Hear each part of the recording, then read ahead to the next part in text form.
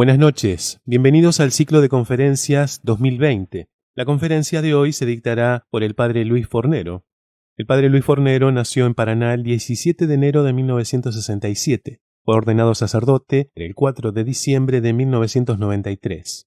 Cursó sus estudios eclesiásticos en el Seminario Santa Madre de Dios, en la ciudad de San Rafael, Mendoza. Es actualmente párroco de San Cayetano, Luján, en la arquidiócesis de Mercedes, Luján. Forma parte del equipo eclesial diocesano de Encuentro Matrimonial. También es conductor del programa de televisión Ser Católico y fundador de Cultivida, organización civil sin fines de lucro que defiende la vida. Con ustedes, el padre Luis Fornero. Bueno, ¿cómo les va? Aquí estamos. Antes de hacer la oración, yo siempre aclaro que más que una conferencia es una charla,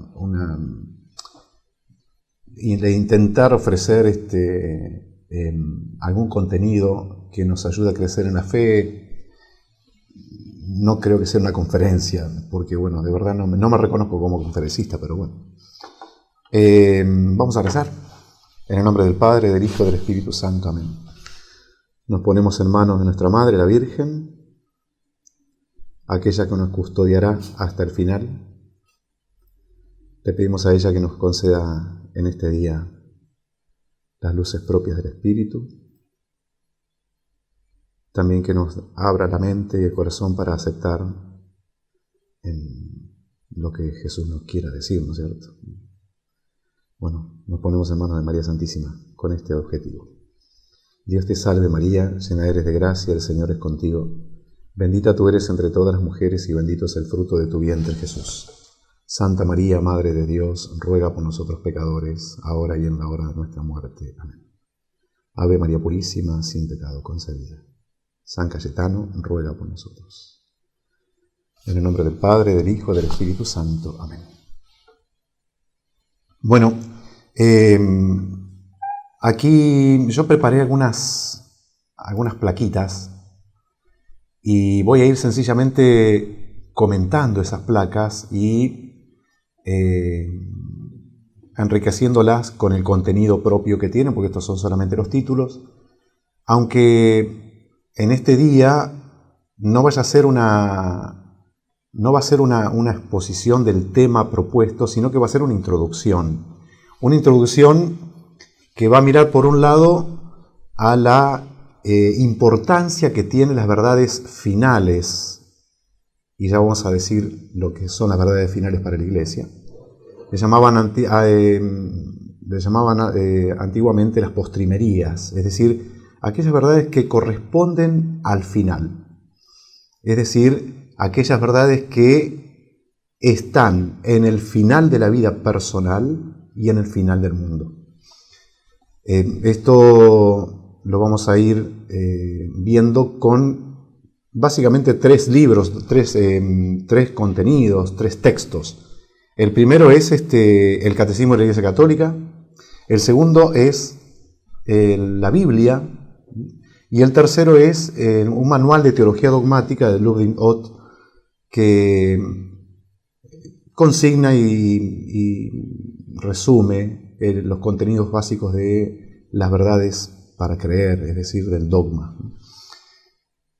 Vamos entonces a la primera placa, la importancia de las verdades finales. Allí, y me tengo que poner los anteojos, allí pongo 5 títulos. La importancia de las verdades finales en el credo, la importancia de las verdades finales en la Sagrada Escritura, en la Sagrada Liturgia, en la vida de los santos y los doctores, aquellos que han explicado y que han hecho un sistema de pensamiento, una doctrina, ¿no es cierto? Que la Iglesia se basa en eso para su magisterio, ¿no? Y la importancia de las verdades finales también en la espiritualidad cristiana, más propiamente en la espiritualidad católica, ¿no? Así que vamos a ver algo del credo. Para eso, como les decía, vamos a ver el catecismo. Los que tengan el catecismo debieran tenerlo ahí adelante. Les doy un tempito para buscarlo mientras me tomo un mate.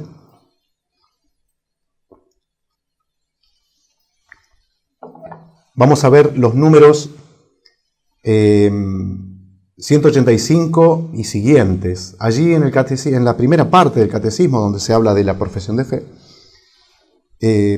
la Iglesia Católica ha querido consignar los dos credos más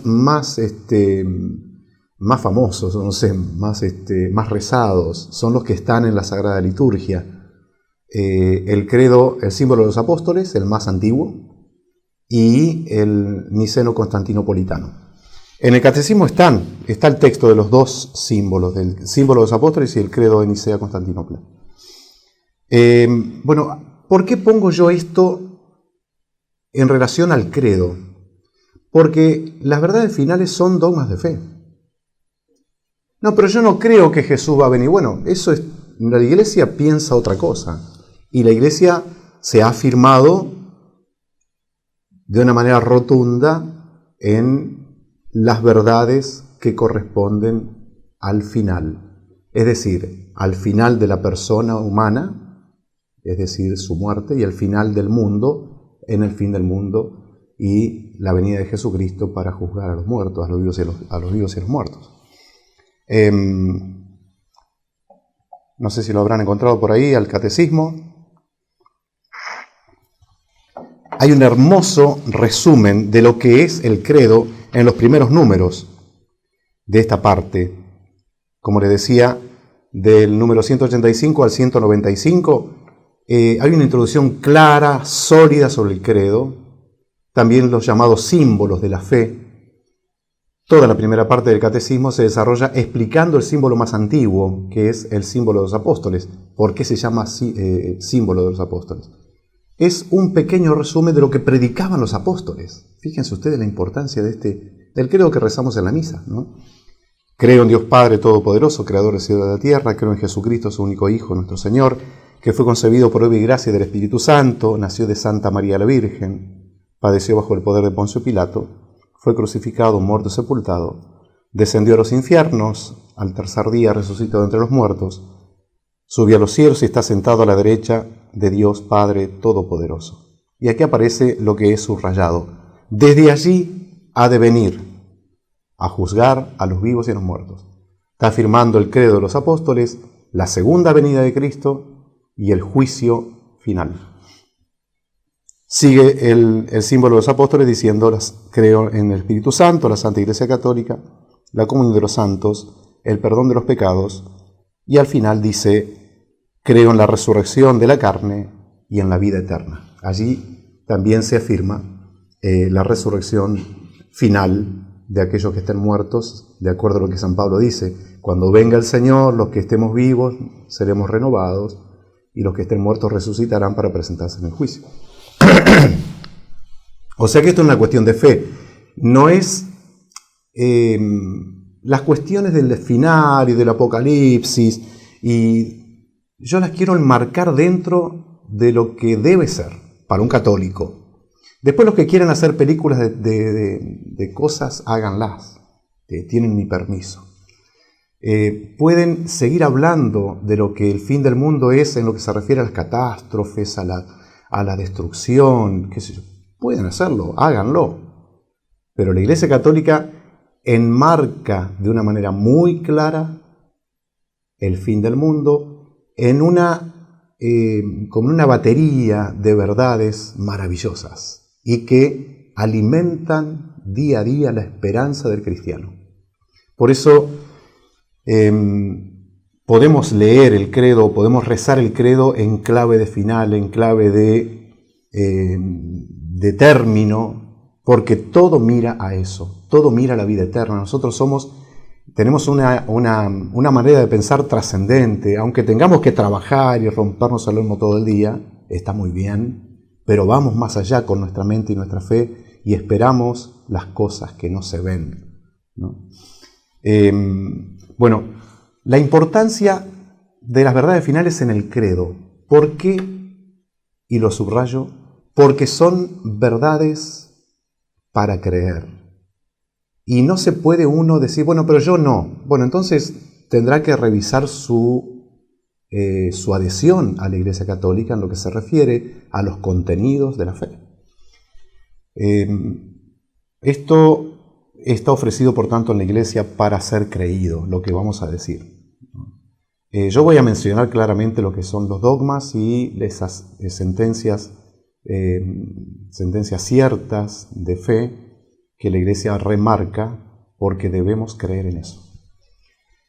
Segundo, en la Sagrada Escritura, ustedes saben que las verdades del fin del mundo están presentes en los profetas, ¿no? El profeta Daniel hace una larga descripción de cantidad también San Juan, de la misma manera que San Juan en su Apocalipsis, visiones del trono de Dios, visiones que se refieren al mundo, visiones que se refieren al juicio, visiones que se refieren a uno que en San Juan le llama el Cordero, ¿no?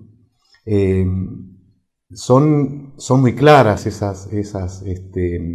esa mirada apocalíptica o mirada sobre el final de todas las cosas de los profetas. Señalé solamente el profeta Daniel.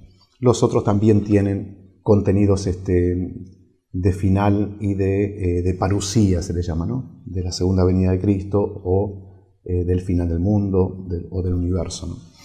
En la Sagrada Escritura, además de los profetas, podemos encontrar este tema, el tema del final de las cosas, el fin del mundo, en la misma predicación de nuestro Señor Jesucristo. Jesucristo es muy claro en esto. Les voy a señalar algunos textos. Si quieren tener la Biblia también, además del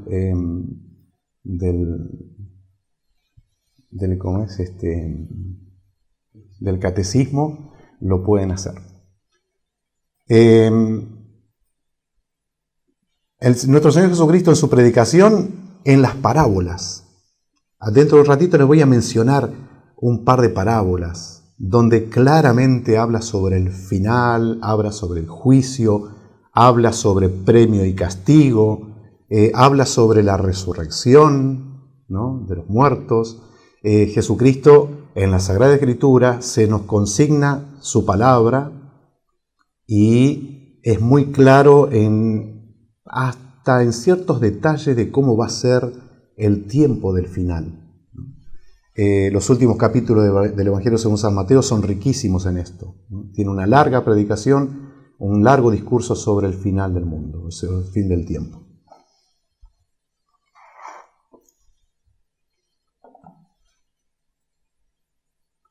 Junto con esto, los profetas, las verdades finales, en el credo les dije, en la Sagrada Escritura, y estamos viendo eso en la Sagrada Escritura, los profetas, Jesucristo, los apóstoles. Ustedes, en los hechos de los apóstoles, por ejemplo, y en las cartas de los apóstoles, de los grandes, como San Pablo, el tema del final y el tema del juicio final y el tema de la segunda venida de Cristo es clarísimo. Le dedican muchísimas líneas. Las cartas, por ejemplo, de San Pablo, a describir al anticristo, por ejemplo. O cómo van a ser los últimos tiempos, con muchos detalles, muchísimos detalles que son de verdad maravillosos y aquietan el corazón porque de alguna manera uno dice, esto ya lo sabían. Dios tiene todo en sus manos, no tenemos que preocuparnos. Pero se van a caer las estrellas y nos van a tapar los océanos. Vivamos día a día, tranquilo. Dios tiene el mundo en sus manos y Él anunció por sus profetas y por sus apóstoles, Jesucristo mismo con sus apóstoles, las cosas del final. Y no está nada librado al azar. Nosotros no creemos en el azar y las cosas serán como están profetizadas. En la Sagrada Escritura, evidentemente en el Nuevo Testamento, cierra y corona toda la revelación escrita el Apocalipsis, ¿no?, que es el libro sobre el final de la historia, sobre el fin del mundo, cómo se va a resolver esta lucha entre el bien y el mal que nosotros ahora decimos, a ver, ¿cómo va a ser? ¿O cómo es? ¿Qué están haciendo los malos, entre comillas? ¿Dónde están los buenos de este mundo? Hay una lucha entre el bien y el mal, ¿la descubrimos o no? Y si no la descubrimos, todo bien, pero si empezamos a olfatear un cierto enfrentamiento que se va como polarizando cada vez más, por eso alguno dijo, si quiero noticia fresca, leo el Apocalipsis, ¿no es cierto? Allí, San Juan, inspirado profeta, ¿no? A lo largo de 20 visiones maravillosas, tiene una perspectiva y va mostrando cómo será el final. Lo han estudiado a lo largo de toda la Iglesia, a lo largo de toda la historia de la Iglesia, lo han estudiado muchísimos y le han sacado el jugo, a veces rumbeando o barruntando interpretaciones, a veces un poco yéndose por la banquina, pero otros pegándole muy bien en el clavo. Los intérpretes del Apocalipsis han hecho un acopio de interpretación del Antiguo Testamento, de la mirada judía que se tenía sobre estas verdades. Han inspirado por el Espíritu Santo, le han sacado el jugo a esta maravillosa providencia del Apocalipsis, porque Dios nos ha proveído una respuesta para nuestras dudas, para nuestras locuras del tiempo actual. Bueno, Dios ha dicho ya algo, allí está en el Apocalipsis. Así que bueno, hemos visto el credo un poquito. Les he hecho un paneo sobre las verdades finales, la importancia que tiene la Sagrada Escritura. Y si nosotros leemos el Evangelio, nos vamos a encontrar que todo apunta hacia la vida eterna. Todo apunta hacia la vida eterna. Y Jesucristo vino para abrirnos las puertas del paraíso. La redención es eso. Nosotros, por lo menos yo, me niego a aceptar un Cristo que sea comandante de ejércitos temporales o que sea el solucionador de los problemas de justicia social. No, sí, también, cada uno tiene que hacer lo que tiene que hacer en beneficio de su prójimo, pero el mensaje cristiano necesariamente debe ser puesto en el lugar que fue puesto. Y el mensaje cristiano está para hablarnos de la vida eterna. Pero Padre, ¿qué tiene que ver eso con el Apocalipsis? Y que para ir a la vida eterna esto tiene que terminar. ¿Y cómo terminará? Bueno, ahí está la cuestión. Ahí está la cuestión. Vamos a ver cómo terminará. Lo dice el Apocalipsis y estamos ingresando a estas verdades o a estas cuestiones de manera bastante lenta. Las verdades finales en la Sagrada Liturgia. Ustedes saben que ¿a qué le llamamos liturgia? Liturgia es la celebración de los misterios explicados en la teología, básicamente explicados en la catequesis, anunciados de manera simplísima en ese primer anuncio que todos hemos recibido. Todo eso se celebra de manera gozosa en la liturgia.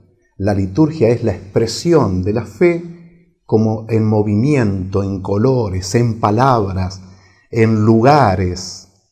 Y la liturgia es la celebración del misterio de Cristo, lo dice el mismo catecismo, ¿no? Y en la liturgia las palabras que se dicen son muy importantes. Algunas de ellas, la gran mayoría, son venidas de la tradición antiquísima. Hay palabras que yo digo en español que son traducciones de idiomas que ya no existen más y que las incluyeron en la celebración grandes santos y mártires. Y allí aparece la mención de la segunda venida de Cristo de una manera clara. Lo escuchamos en la Santa Misa después de que rezamos el Padre Nuestro, por ejemplo, ¿no? Hasta que Él venga, se dice, ¿no? En la Sagrada Liturgia. Se reza de una manera clara, en relación a estas verdades finales cuando en el Adviento se menciona el fin del mundo, cuando se menciona la venida de Cristo, cuando se expone a Cristo como Rey del universo, cuando se vincula la primera venida, que es la Navidad, con la segunda venida. Eso se hace en el Adviento. Lo recordarán ustedes si son, si son practicantes, si van a misa. En un momento en el Adviento, cuando vamos acercándonos a la Navidad, la Iglesia se descuelga con el fin del mundo y con la segunda venida de Cristo, y que viene como Rey. Maravillosos textos. En la misma liturgia de la palabra se nos ponen esos textos donde Jesucristo es mostrado como Rey del universo, como aquel que viene a recibir nuevamente el poder, ¿no? Esto es muy importante tenerlo en cuenta porque las verdades finales corresponden a la vida de la Iglesia. No hables del fin del mundo. Todos hablan del fin del mundo. No hables del infierno. Pero si la Iglesia está hablando en el catecismo, ahora vamos a ver cuando vayamos avanzando en esto, yo les voy a ir mostrando en el catecismo cómo se habla de todo lo que por ahí se dice que no hay que hablar. Es una cosa que voy a decir, ¿qué le pasa a esta gente?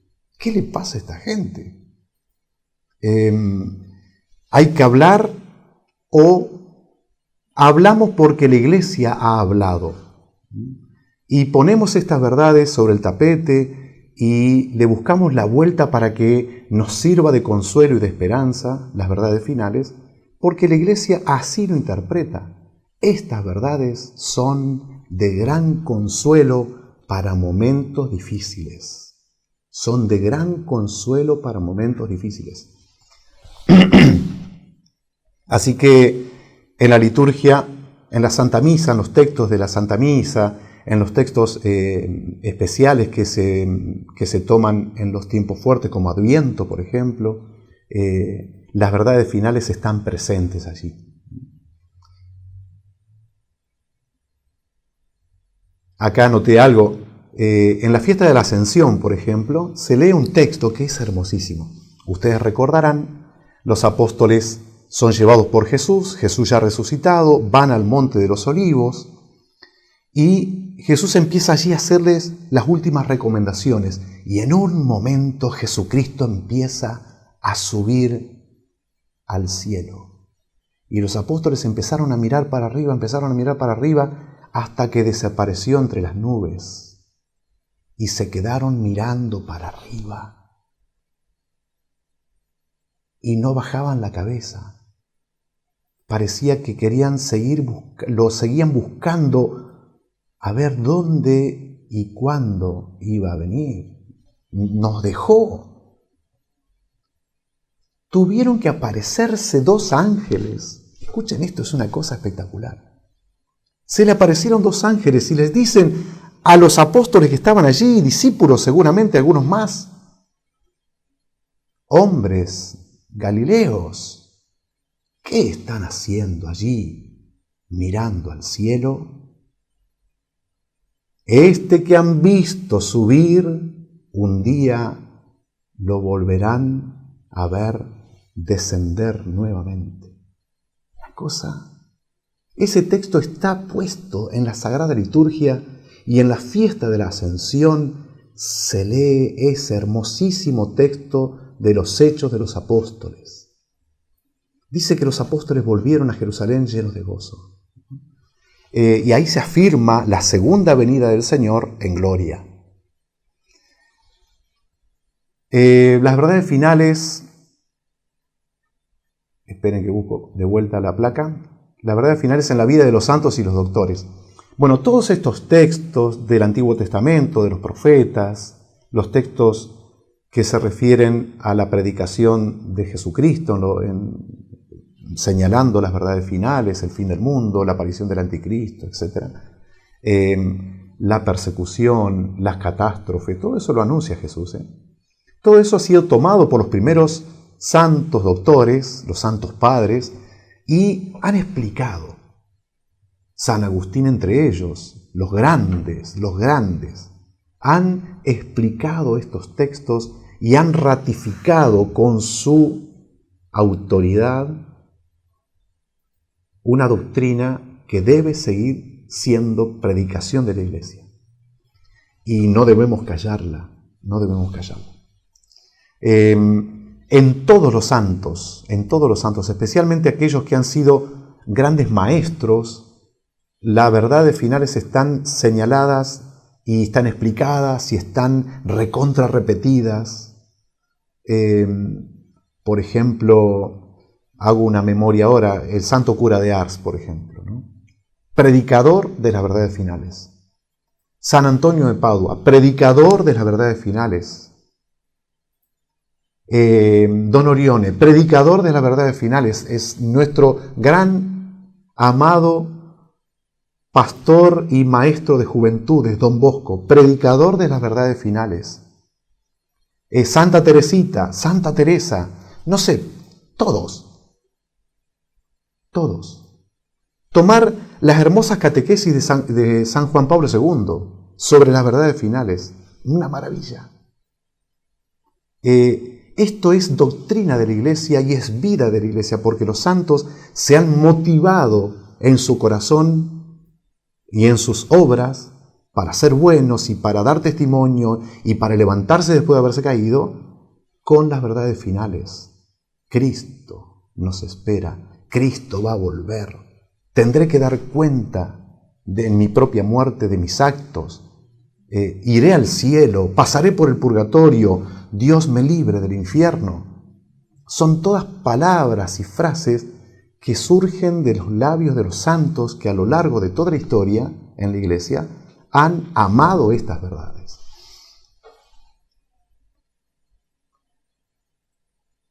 Esperen que busco acá porque me pierdo. Aquí anoté yo, se puede decir que la vida de los santos es el evangelio viviente. Lo que encontramos en la catequesis y en la teología católica lo vemos en actos concretos, cotidianos y heroicos en la vida de los santos. Muchos de ellos han sido maestros y doctores de la fe y fundamentaron con su aporte doctrinal lo que creían. No tenemos que olvidarnos aquí que esto no es mera obra humana, sino es que eran bochos, que estudiaban, el Espíritu Santo se movía en ellos. Y la doctrina de los apóstoles fue tomada también por tantos hombres que, siendo muy inteligentes, además, y por sobre todo, tenían la inspiración del Espíritu para seguir explicando y seguir rumiando las verdades que habían recibido y poder expresarlas de una manera clara para las venideras generaciones. Por último, de esta placa, la importancia de las verdades finales en la espiritualidad católica. Allí aparece quise agregarlo a esto porque en estos tiempos ustedes vieron que se habla de espiritualidad. La espiritualidad de los ángeles, la espiritualidad del Reiki, la espiritualidad oriental, la espiritualidad de los mandala, la espiritualidad.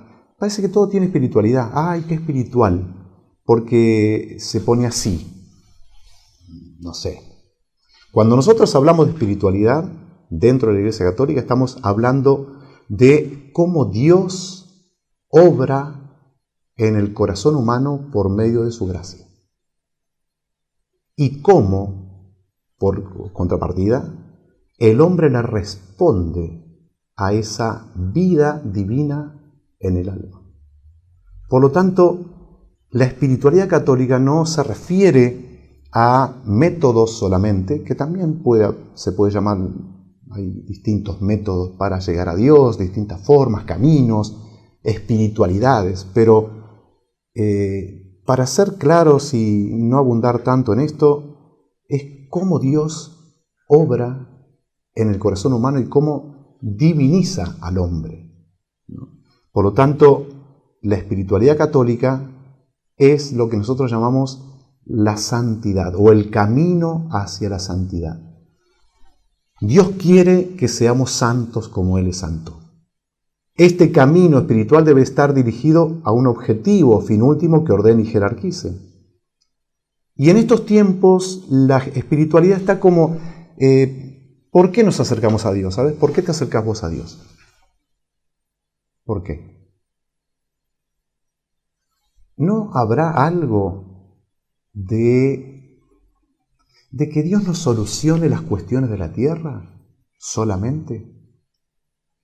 Porque si no queremos considerar las verdades finales, la espiritualidad católica se transforma en una herramienta para estar en paz, para estar tranquilo, que también lo hace, por supuesto que sí.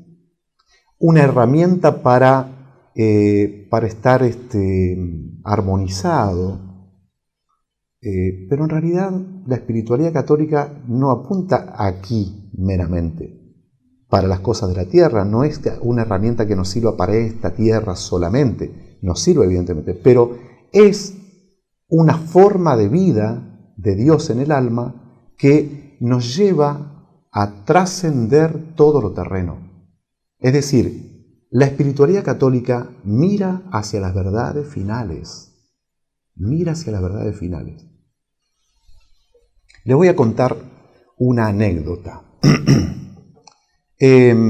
Una anécdota de un santo. Él se llamaba Santo Tomás de Aquino. Cuentan en su vida que su secretario en un momento escucha ruidos raros en el lugar donde vivía Santo Tomás.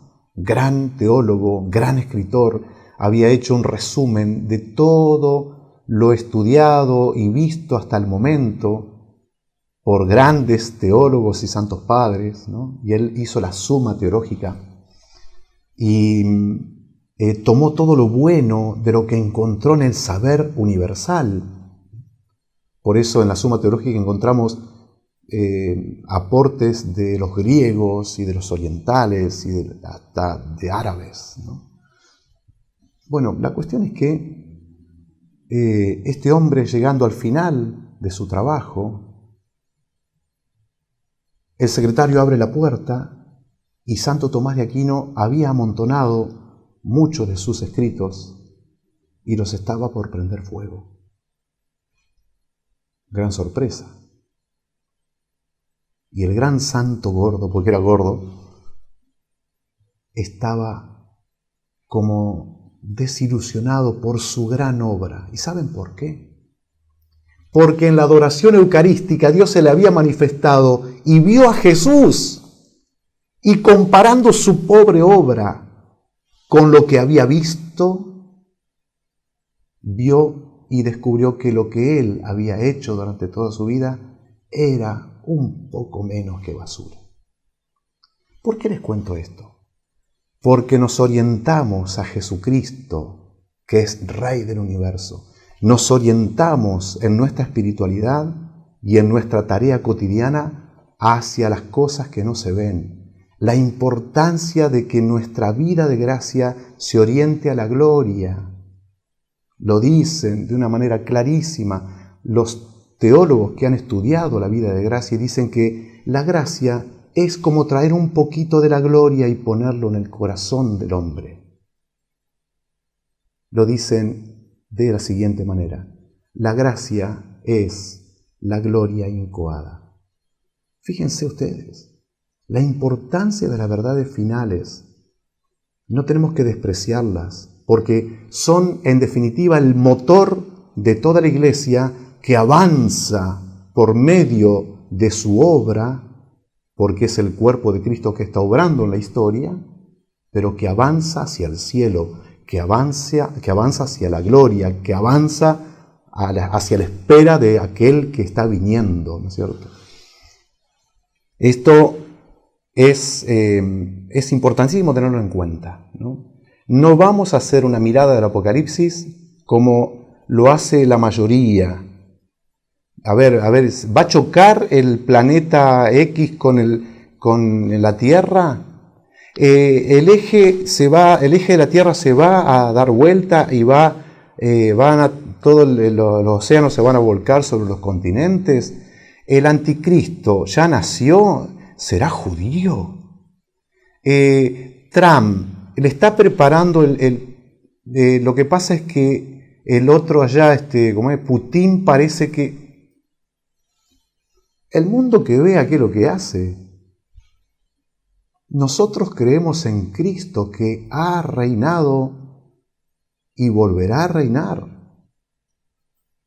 Y volverá a reinar. Y no solamente ha reinado y volverá a reinar, sino que reina hoy. Él es el rey del universo. Nosotros le hemos dado la vida a Él. Y estas verdades no nos tienen que apocar, nos tienen que levantar desde dentro, porque son manifestación de la verdad divina. Nosotros creemos en cada una de estas cosas que están manifestadas en el dogma de las postrimerías o de la escatología.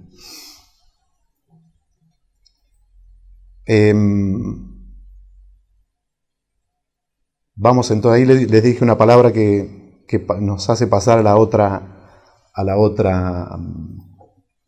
plaquita. La escatología. Ustedes saben que el misterio cristiano, el misterio católico, la doctrina católica, se expresa hacia el mundo en 3 niveles. El primer nivel es el querigma. ¿Qué es el querigma, Padre? El querigma es el primer anuncio. Dios te ama y Dios que te ama ha muerto por ti y espera tu respuesta. Eso es el querigma, básico, como una flecha que se clava en el corazón de los hombres, ¿no? Cristo ha muerto por ti y morirá siempre por ti. Él te ama. Eso es carismático. Él quiere ser tu amigo y quiere vivir dentro de ti. Eso es carismático. Ese contenido que yo acabo de decirles es el anuncio primero. Él ha venido al mundo y ha salvado al mundo por medio de su sangre. La predicación de los apóstoles era carismática. Ellos traían la fuerza de lo que había sucedido hacía pocos años atrás. Cuando predicaba San Pedro empezaba a contar lo que había vivido con Jesús. San Juan, cuando empieza a escribir, dice lo que hemos visto, lo que hemos tocado con nuestras manos. Eso es lo que les anunciamos. Ahí aparece el querigma, la primera predicación.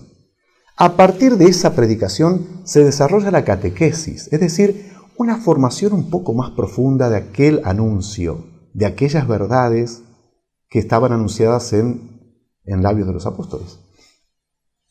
Querigma, catequesis, teología. La teología ya es un desarrollo científico con diversos aportes de la Sagrada Escritura, el aporte del magisterio o de la enseñanza de los santos padres, el aporte de la razón que, iluminada por la fe, mira el querigma y la catequesis y empieza a desarrollar por medio del dato escriturístico, o sea, la Sagrada Escritura, empieza a desarrollar un contenido un poco más fundamentado. Y la teología habla de todas las realidades teológicas y se divide en partes. ¿Cómo se llama la parte de la teología que trata sobre las verdades finales? La parte de la teología que trata sobre las verdades finales se llama escatología. Ahí lo tienen escrito medio en castellano. El padre Castellani hace un aporte importantísimo sobre la J ahí metida, ¿no es cierto? Nosotros no lo vamos a hacer. La escatología, ahí lo tienen, está dividida en dos ramas. La escatología personal o individual y la escatología general o universal. En la escatología personal, la muerte, el juicio particular, el cielo, el purgatorio y el infierno. Ahí les puse los números del Catecismo de la Iglesia Católica para cada uno de los puntos. lo tiene más o menos ahí. En la muerte yo le agregué otro numerito anterior. Ahí aparece el 1020 para la muerte como realidad escatológica personal. Pero también en el catecismo hay una hermosísima catequesis con muchísima calidez, podríamos decir, aunque no parezca, pero bueno, es así, muy cálido, muy sentido desde el punto de vista humano, muy delicada, muy delicado el tratamiento sobre la muerte, en los números 1005 al 1014. 1005 al 1014, el catecismo habla de la muerte de una manera tan hermosa. Pero padre, ¿cómo va a hablar de la muerte de una manera tan hermosa? La muerte es la muerte. No. El cristiano mira las cosas de otra manera. El que no cree en Cristo, el que por ahí tiene ciertas distancias en lo que se refiere a la fe y tiene sus propias convicciones, cuando lo enfrentas a la muerte se le destroza la mayoría de las convicciones, ¿no es cierto? En cambio, el católico, el que sigue a Cristo que ha vencido la muerte, mira la muerte de otra manera. Hasta la locura de San Francisco de Asís, que le llamaba a la muerte, le decía hermana muerte. Y tantos santos que han visto en la muerte el paso para encontrarse con aquel a quien aman, ¿no? Esto está en la vida de los santos de una manera tan hermosa. Bueno, el juicio particular, ahí en el Catecismo del 1022, está detallado lo que es el juicio particular, porque si miran en el tercer punto de la parte de lo general, ahí aparece el juicio final. Entonces, hay un juicio particular y hay un juicio final, es decir, un juicio universal. Hay que remarcar esto del juicio particular porque esto es muy importante para aquellos que a veces se nos mueren nuestros seres queridos y dice, ¿a dónde fue? ¿Cómo fue? ¿Qué sucedió? Bueno, ahí está explicado. Ahí está explicado. No les voy a leer yo el catecismo, lo tengo acá por si acaso, pero digo, lo traje para leerles algo y ahora decidí no leerles nada. Léanlo ustedes. El cielo. Miren, es tan hermoso volver a leer, para mí lo que fue volver a leer o repasar, encontraba mucha dulzura en esta doctrina. Es hermosísimo ver lo que la Iglesia enseña sobre las cosas finales. No es terrorífico, no es catastrófico. Y si hay que hablar de catástrofe, se habla. ¿Cuál es el problema? Y si la luna se tiene que teñir de sangre, que se tiña y que chorree sangre. ¿Cuál es el problema? Pero nosotros tenemos las cosas claras. Cristo es el dueño y nosotros, después de esta vida, lo gozaremos, ¿no? Ya lo empezamos a gozar de alguna manera porque los que tenemos fe y los que lo amamos, además de esperarlo con todo el alma, también decimos, ya sucederá, ya sucederá. Y si hay que pasar algunas amargas, bueno, se pasan. Ahí habla del purgatorio, el Catecismo de la Iglesia Católica en el 1030 y siguientes, y también del infierno en el 1033 y siguientes. En la segunda columna, la escatología general universal, aparecen los 4 puntos que después vamos a desarrollar con un poquito más de detalle. El retorno de Cristo, Catecismo de la Iglesia Católica, número 673 y siguientes. La resurrección de los muertos, Catecismo de la Iglesia Católica, 1038 y siguientes. El juicio final, 1040. Y el fin del mundo en el Catecismo, en los números 1042 y siguientes. Bueno, este es un poco un panorama de cuáles son las verdades de las cuales vamos a tratar. Evidentemente, esto es solo un par de figuritas. Después esto hay que masticarlo, hay que volver a leerlo. Los textos que allí tienen hay que repasarlos. hay que consultar, hay que preguntar, Padre, yo esto no lo entiendo, mandar un mensajito, preguntar, mandar un mail, no sé, molestar al párroco, y si el párroco no sabe, buscar a otro, y si el cura te dice, no, yo esas cosas no me interesan, bueno, busco a otro, no hay problema. Pero hay que interesarse y hay que profundizar, porque ¿saben qué es lo que sucede? Cuando se escribió el Apocalipsis, Juan, en una isla solitaria, después de haber pasado las de Caín, de haber sido maltratado y perseguido, lo habían martirizado realmente a Juan ya viejo, contaba más de 90 años, y él veía que la iglesia estaba siendo asolada por el mal en su casi nacimiento. Y las comunidades cristianas católicas empezaban a sufrir la persecución y la incomprensión del mundo pagano. No aceptaban que una religión dijera que hay un solo Dios. Momento. ¿Cómo un solo Dios? Acá hay muchos dioses. El mundo pagano estaba asentado sobre una religión, la religión pagana, y la Iglesia Católica empezaba a surgir y a contradecir esas convicciones, y fue perseguida. En ese contexto de persecución y de gran desolación, Dios le inspira al apóstol San Juan, le inspira la revelación. Es decir, porque Apocalipsis quiere decir revelación. Y le inspira un libro o revelaciones y visiones de consuelo, que sirvan de consuelo para aquellos que estaban pasando por momentos muy difíciles.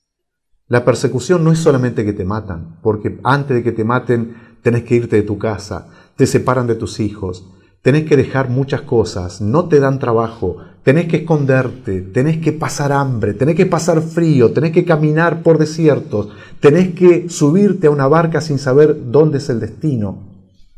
La persecución no es solamente es la persecución, no, es algo muy terrible. La necesidad de la iglesia naciente de tener un consuelo. Y Dios les dio un consuelo. Dios les dijo, miren, yo soy el dueño de la historia. Yo soy el alfa y el omega. Yo soy el principio y el fin.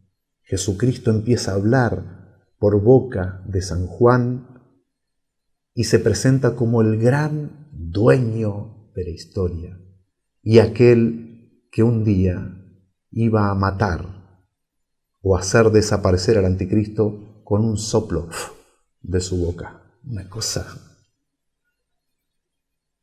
El premio de los justos. Se presenta en el cielo un número incontable de hombres y mujeres de toda raza, pueblo y nación, todos vestidos con sus túnicas blancas que habían sido purificadas en la sangre del Cordero. ¿Qué consuelo es esto? El premio a la sangre o al sacrificio que muchos habían pasado y debían pasar. Si sirvió de consuelo allá, estaba dado por la providencia y previsto por la providencia que sirva de consuelo a toda la iglesia en cada momento de la historia. Por tanto, si sirvió de consuelo allá, nos servirá también de consuelo a nosotros.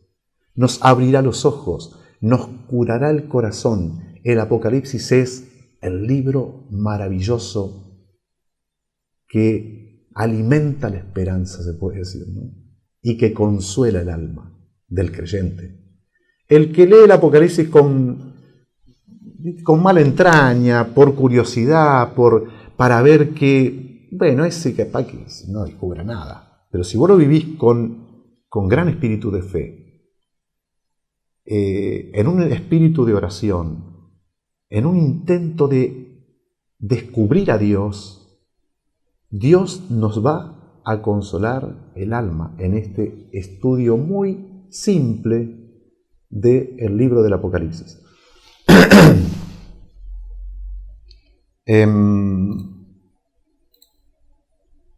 Vamos a hablar del centro. No sé qué tiempo me queda. 55 minutos. Ya estoy, ¿no?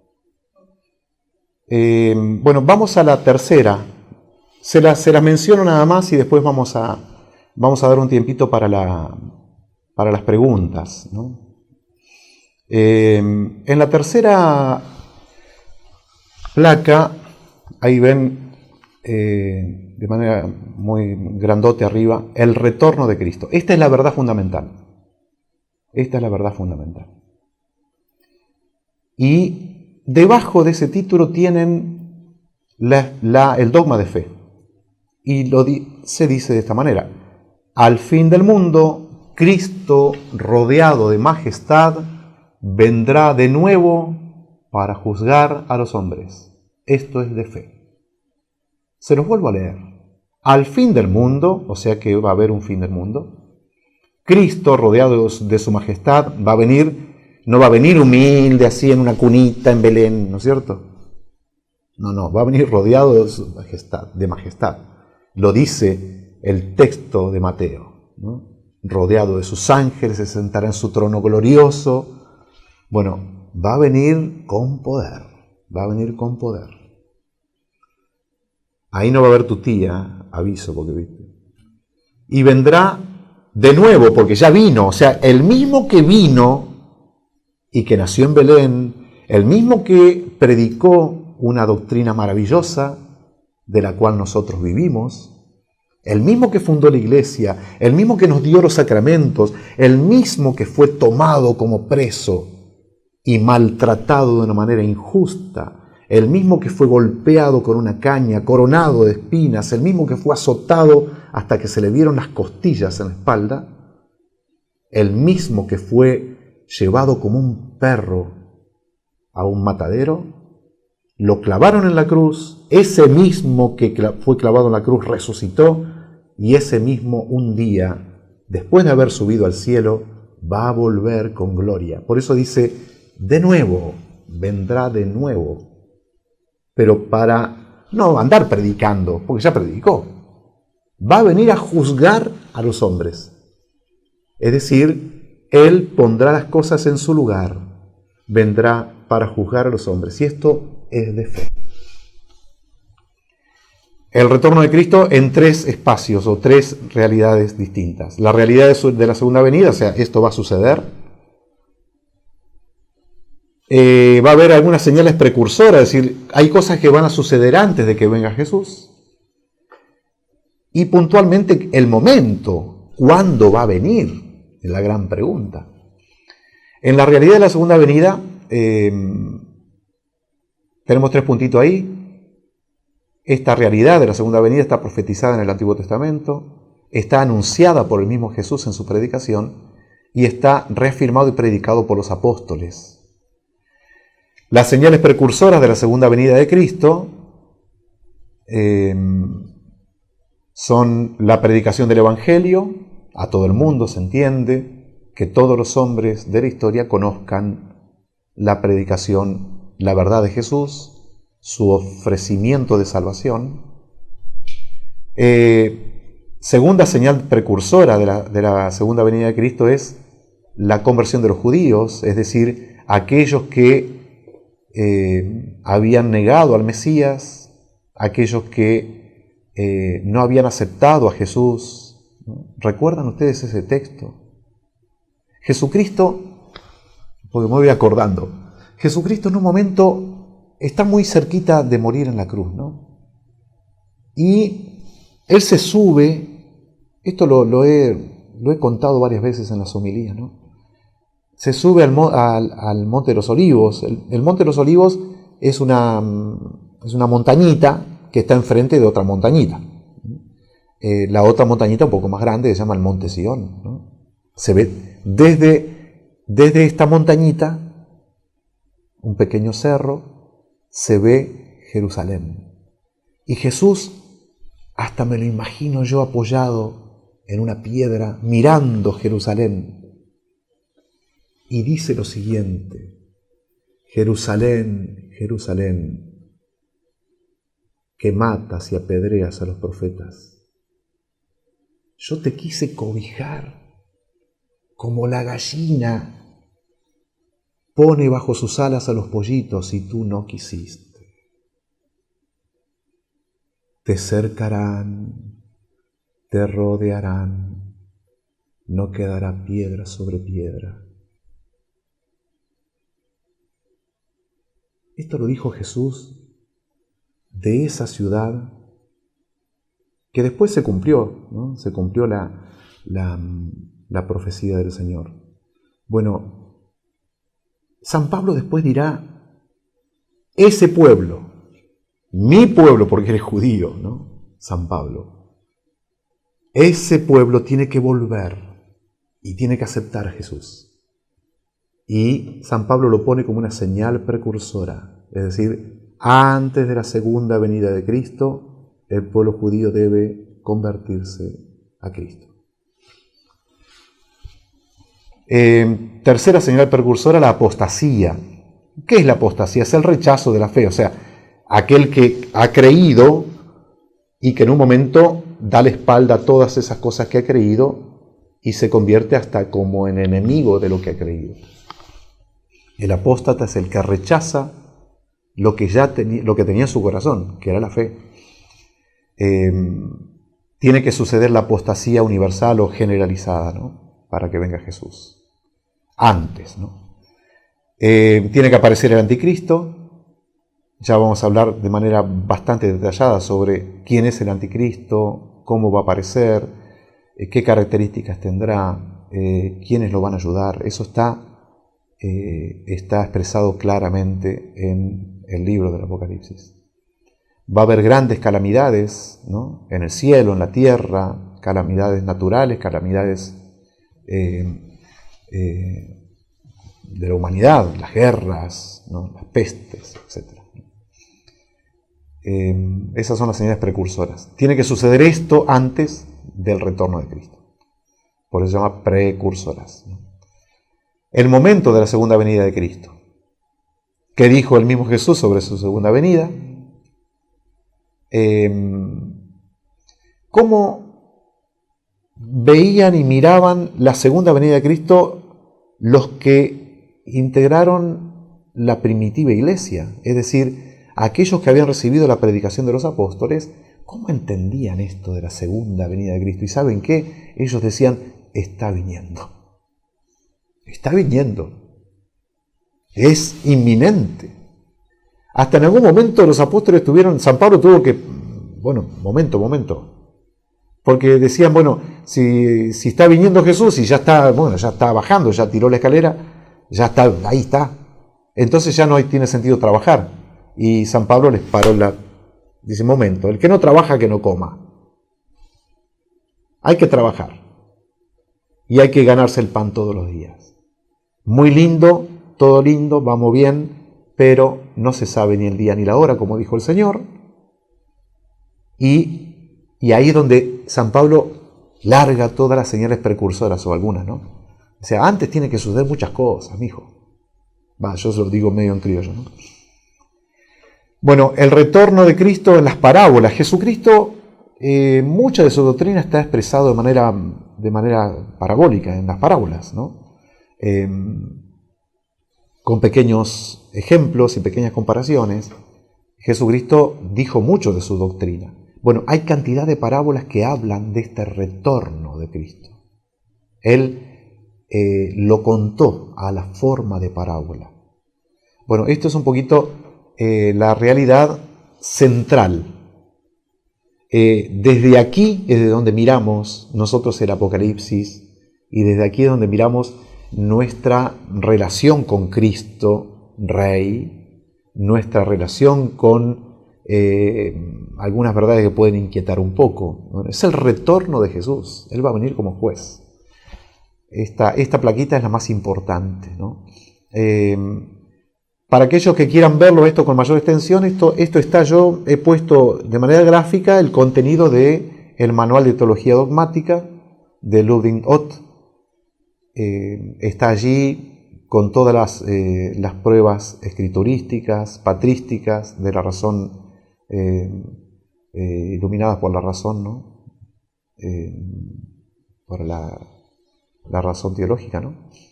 Y ahí van a encontrar un poco más de datos y de citas y de todo lo que por ahí muchos de ustedes querrían verlo, ¿no? Bueno, les doy un tempito para hacer algunas preguntas. Vamos a una pausita y volvemos en un ratito después que tengamos algunas preguntas para contestar. Y si no hay preguntas, nos encontramos el próximo jueves. Bueno, estamos de nuevo. Por ahí lo jugoso va a venir en el desarrollo de esto, se habrán dado cuenta. En la placa 4, por ahí, Juani, si la tenés por ahí,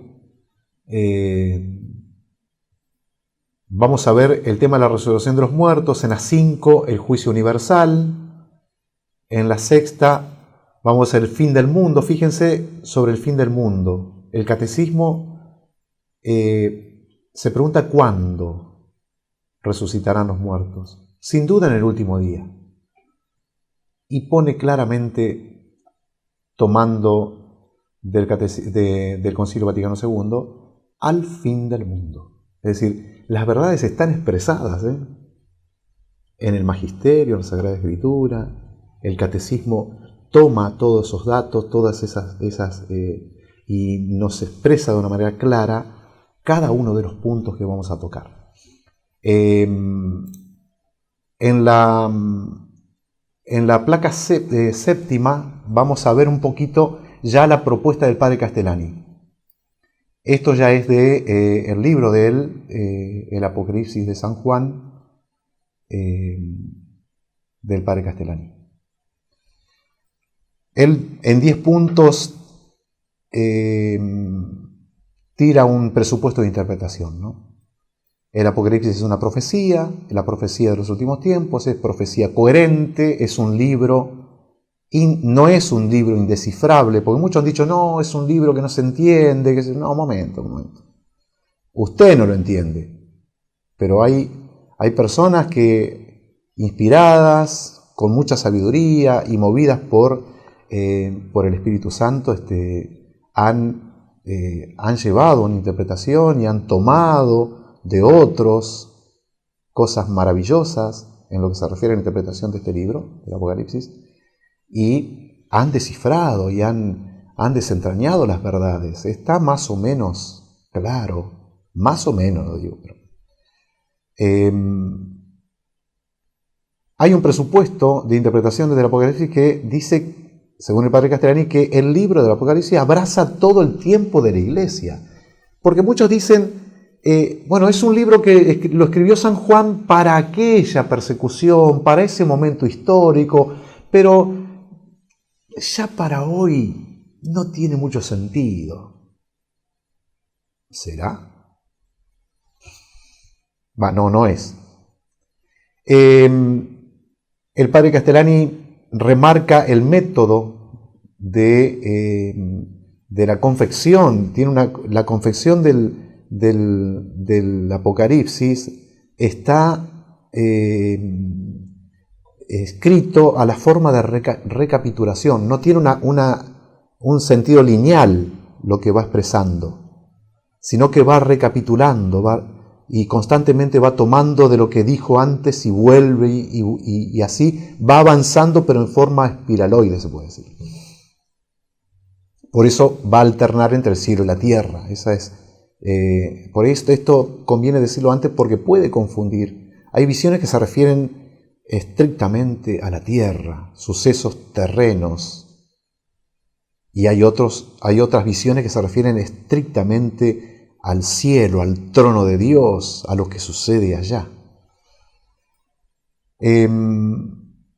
Hay cosas del libro que son indescifrables o que han sido indescifrables en algún momento y ahora aparecen más claras. La Iglesia, en su estudio, en su navegar en el Apocalipsis, ha aclarado muchas cosas. El 9º punto de estos presupuestos es que el Apocalipsis es un libro de esperanza. Y el padre Castellani dice de una manera tan humilde y sencilla, dice, mi interpretación puede estar errada. Está buenísimo. Bueno, este libro, yo se los digo, yo he tomado este libro para compartir estas cosas con ustedes. Yo no he hecho nada propio, ¿no? Hay dos preguntas, a ver. Vamos a ponerlo en los anteojos.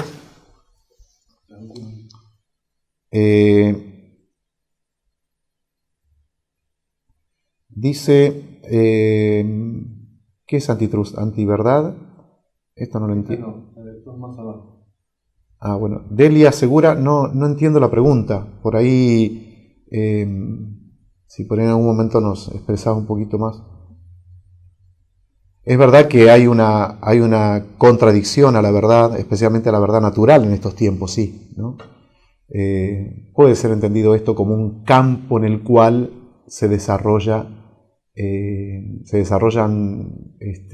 formas de pensar que son, hasta podríamos decir que son apocalípticas, ¿no? Pero bueno, no quiero entrar en detalles sobre algo que estimo que me preguntás, porque no entiendo bien lo que me preguntás.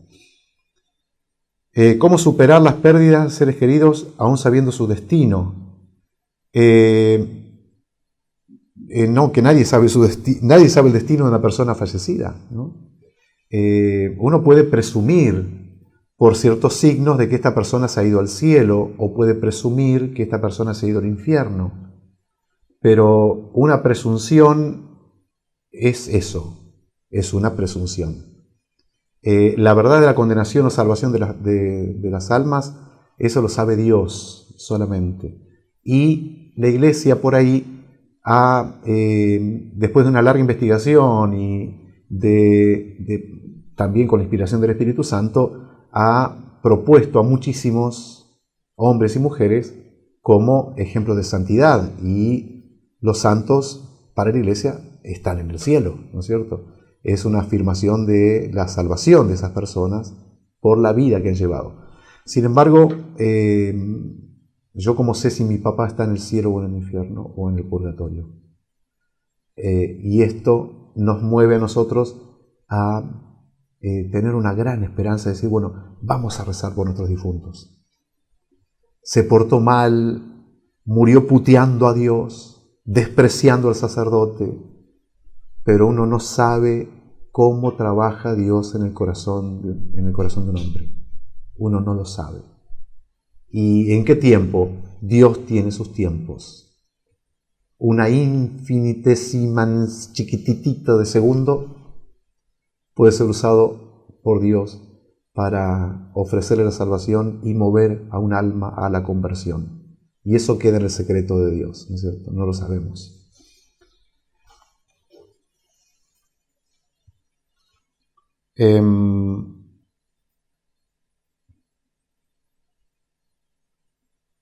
Bueno, Julieta dice cómo superar las pérdidas de seres queridos aún sabiendo su destino. Bueno, ya contesté algo sobre eso, ¿no? Liliana, apostasía, abandono de la fe, es creciente, pero también es una oportunidad de conversión y gracia. Evidentemente, sí, tal cual. Eso está muy bien expresado, ¿no? Es una oportunidad. Sin embargo, la apostasía, ya después vamos a hablar en profundidad qué es la apostasía concretamente, qué se considera apostasía del final de los tiempos, porque una cosa son actos apostáticos, siempre ha habido apostasía en la Iglesia, gente que creía y ya no cree más, y que hasta lucha en contra de la fe. Pero la apostasía del final de los tiempos, aquella señal precursora que dice San Pablo, que es la apostasía para que venga Cristo, tiene ciertas características propias, ¿no? Ya vamos a hablar de eso, evidentemente, cuando ingresemos al libro del Apocalipsis. Hay el día y la hora. Liliana misma dice, es en lo personal el pasaje de esta vida a la eterna, muerte y del mundo, el día final es Jesús, el establecimiento de su reino. Sí, el día y la hora, así como cada uno tiene su día y su hora, también la historia como el tiempo en el que se desarrolla el mundo, el universo, también tiene su día y su hora. Ese día y esa hora la sabe solamente Dios, ¿no?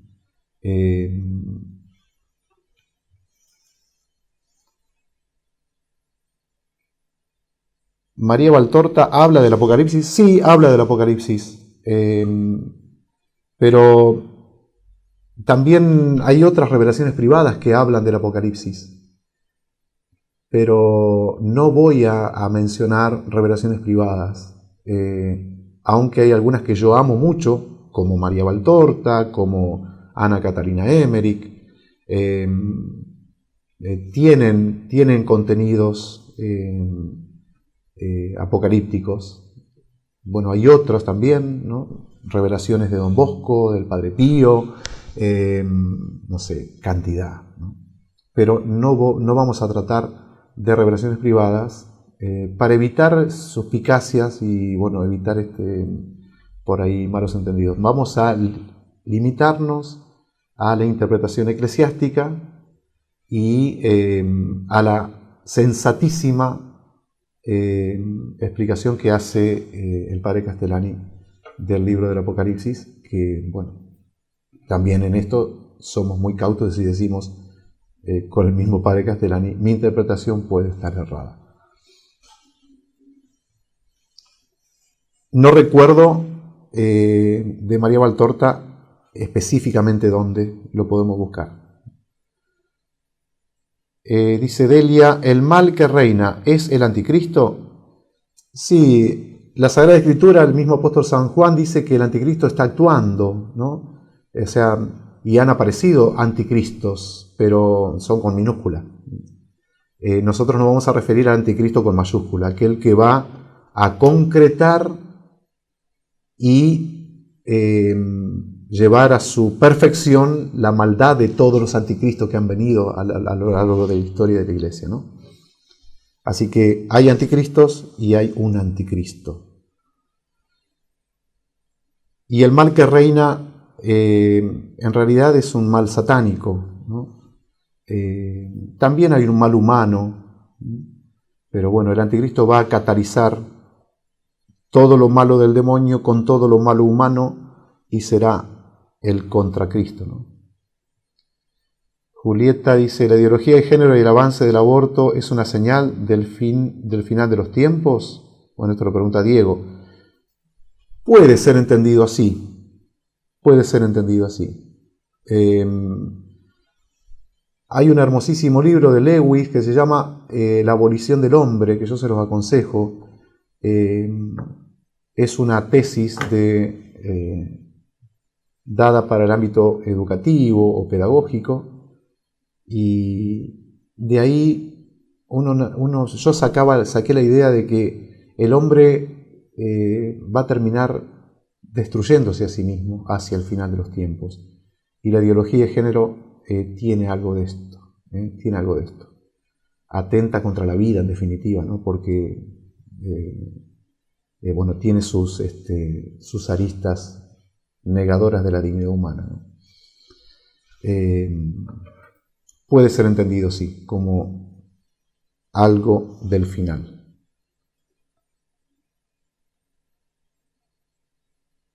Dice Leandro, buenas noches, Leandro. Las profecías del profeta Daniel del Antiguo Testamento, ¿en qué parte del tiempo se relaciona con el Apocalipsis?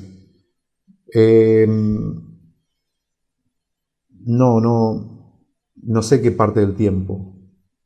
Se refieren, según las imágenes que toma el mismo apóstol San Juan, se refieren a los últimos tiempos, es decir, a los tiempos finales de los últimos tiempos, es decir, a los tiempos apocalípticos. Son casi calcadas las visiones de los seres, del trono.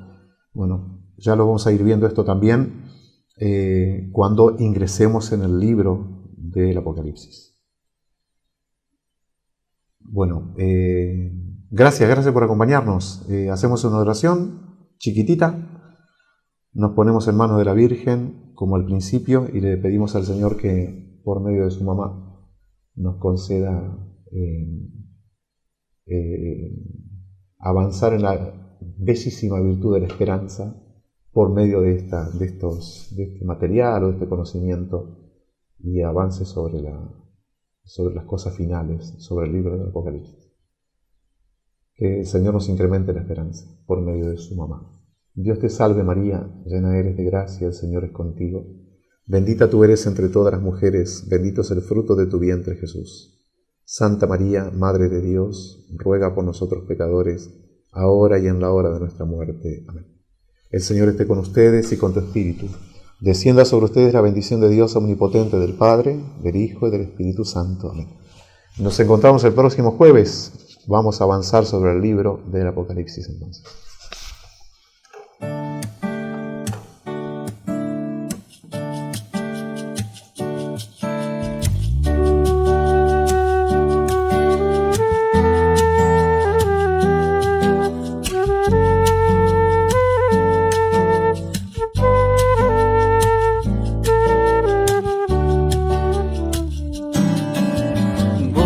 El cielo y la tierra, canta el corazón, plena el alma recuerda su eterno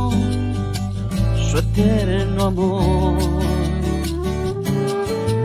Todo vuelve a la vida, la verdad ya llegó, se vive la alegría de que Cristo resucitó.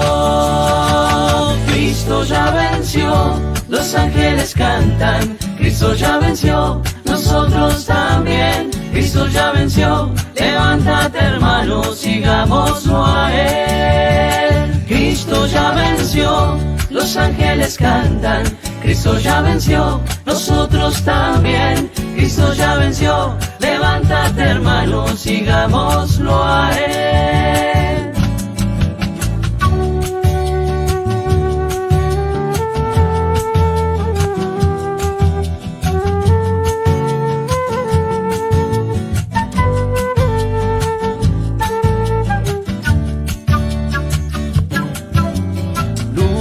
En las tinieblas, pan de la salvación, vino fruto de la tierra, sacrificio de redención.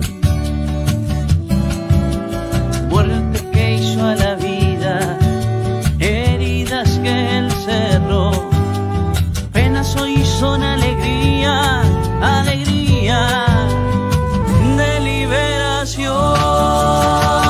Cristo ya venció, los ángeles cantan, Cristo ya venció, nosotros también. Cristo ya venció, levántate hermano, sigámoslo a Él. Cristo ya venció, los ángeles cantan, Cristo ya venció, nosotros también. Cristo ya venció, levántate hermano, sigámoslo a Él. Cristo ya venció, los ángeles cantan, Cristo ya venció, nosotros también. Cristo ya venció, levántate hermano, sigámoslo a Él. Cristo ya venció, los ángeles cantan, Cristo ya venció, nosotros también. Cristo ya venció, levántate hermano, sigámoslo a Él. Cristo ya venció, los ángeles cantan, Cristo ya venció, nosotros también.